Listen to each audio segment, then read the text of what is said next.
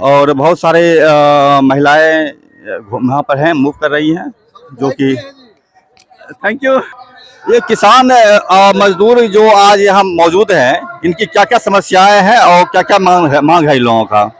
पहले मैं अपना परिचय देता हूं। मेरा नाम राहुल पटेल है। मैं पढ़ाई से इंजीनियर हूं, IITian हूं, IIT रुड़की से हूं और पिछले 4-5 साल से देहात किसानों की लड़ाई लड़ रहा हूं।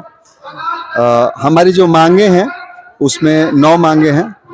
5 तो 4 तो संयुक्त किसान मोर्चा की जो मांगे हैं कि MSP को गारंटी कानून का रूप दिया जाए, ताकि पूरे देश में चाहे निजी हाथों में अपना फसल बेचा जाए या सरकार के पास बेचा जाए पैक्स या बाजार समिति के माध्यम से कम जो न्यूनतम सरकार तय करते हैं कि न्यूनतम समर्थन मूल्य वो हमको मिले, उससे कम ना मिले, तो इसकी गारंटी हो, कानूनन गारंटी। अभी तक कानूनन गारंटी नहीं है। और जो स्वामीनाथन आयोग द्वारा अनुशंसित C2+FL+ 50% का था, वो चीज़ लागू हो। दूसरा है कि जो टेनी ने जो उसके लड़के आशीष जो मिश्रा हैं, उन्होंने कुचल दिया था हमारे किसानों को, किसान साथियों को और एक पत्रकार बंधु को भी, तो उन दोनों को कड़ी से कड़ी सजा मिले और अजय टेनी जी का मंत्रित्व जो है उनको मंत्री पद से हटाया जाए। तीसरी जो मांग है कि संयुक्त किसान मोर्चा का ही है कि जो किसान शहीद हुए उनको शहीद का दर्जा दिया जाए और उनके परिवार वालों को मुआवजा दिया जाए, और उसी समय जो FIR वगैरह हुए हैं तो सारे FIR वापस लिए जाएं। अगली मांग है कि जो नई मांग जोड़ी गई संयुक्त किसान मोर्चा द्वारा कि विद्युत संशोधन विधेयक जो 2020 में पारित हुआ था, 2022 में सर, तो उसको निरस्त किया जाए। और हमारी मांग है कि ग्रामीण क्षेत्रों में विद्युत जो है निःशुल्क किया जाए। और इसके बाद हमारी अपनी मांगे भी हैं। बिहार सरकार से हम लोग गुजारिश करेंगे, हम लोग आग्रह करेंगे कि जो यह मांग जो है उतना ही लागू होता है केंद्र सरकार पर भी, कि पराली जलाने पर जो कानून बनाए गए हैं GT द्वारा, एक्ट 188 और भी अन्य ये लगते हैं, IPC लगते हैं, कि पराली जलाने पर 1 करोड़ रुपया तक का या 5 साल तक का अधिकतम जुर्माना है। तो आप अगर आंकड़े देखेंगे तो जो समस्या है वायु प्रदूषण का, वो शहरी समस्या है। जितना ही ज़्यादा शहरीकरण हुआ उतना ही ज़्यादा वायु प्रदूषण है, और उस वायु प्रदूषण का 97% जो प्रदूषण है वो उसकी अपनी देन है। 3% पराली से आती है। इस पर मैंने पूरा एक 10 पेज का एक बनाया हुआ है रिसर्च करके।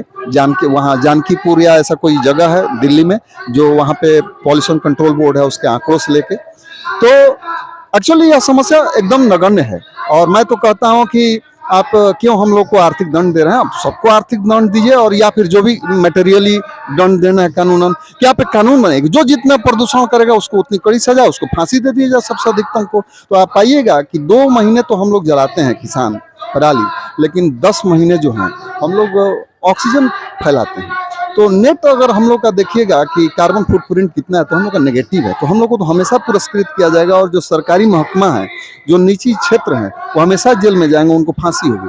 तो जो शहरी बुद्धिजीवियों को भ्रमित किया जा रहा है गलत चीज़ें बता के कि किसान विलेन है, पराली जला के प्रदूषण फैला रहा है, एकदम गुमराह करने वाला बात है। आंकड़ा देखिए आप, ऐसा कुछ भी नहीं है। इसी तरह वन्य जीव और जो आवारा पशु हैं, तो खास करके हिंदुत्ववादी जो भाजपा सरकार है, इसके कारण से आवारा पशुओं की संख्या इतनी ज़्यादा बढ़ गई है कि बिहार में और यूपी में, मतलब इसके चलते लोग तबाह हो गए, फसलें चढ़ जा रहे हैं, वन्य जीव भी, खरगोश वगैरह हैं, हिरण है। तो मैं यह कह रहा हूँ कि यह नियम है या कानून है कि अगर किसी खास सीमा से अगर उनकी जनसंख्या बढ़ जाती है तो वो पेस्ट माने जाएंगे और पेस्ट कंट्रोल एक्ट में आएंगे। तो वैशाली में 300 नीलगायों को मरवाया नीतीश जी ने, तो बाकी जगह पे ऐसे ही होना चाहिए। अब देखिए इसका आर्थिक प्रभाव क्या पड़ता है नीलगायों को नहीं मारने से। वो बड़ा धान गेहूं को जितना खाते हैं उससे ज़्यादा वो दलहन और तिलहन को खाते हैं, और इसके चलते किसान इतने डरे हुए हैं कि दलहन तिलहन और नकदी फसलें नहीं करते हैं, उगाना नहीं चाहता। अन्य भी कारण है, सामाजिक आर्थिक अन्य भी कारण है, लेकिन यह भी एक कारण है कि लोग नहीं करते हैं। अब क्या होता है, बिहार में जो दाल आता है बाहर से आता है, तेल आता है बाहर से आता है। हमारे मतलब जो कभी हम लोग सक्षम थे और अपने लिए स्वयं उगाते थे, अब हमारे लिए आर्थिक बोझ है, जो कि नहीं होना चाहिए था। तो उस पर कंट्रोल होना चाहिए। इसके अलावा अन्य भी मांगे हैं, तो मैं हाँ जी बताइए। ये इस पर ही जब आपने पराली का जिक्र किया तो मुझे इसमें याद आ गया कि यूक्रेन और इजराइल हमास में जो चल रहा है, तो उसमें लाखों टन बारूद बरस चुके हैं, तो उससे प्रदूषण नहीं हो रहा है और किसान पराली जलाते से प्रदूषण होता है। इसको किस रूप में देखते हैं आप?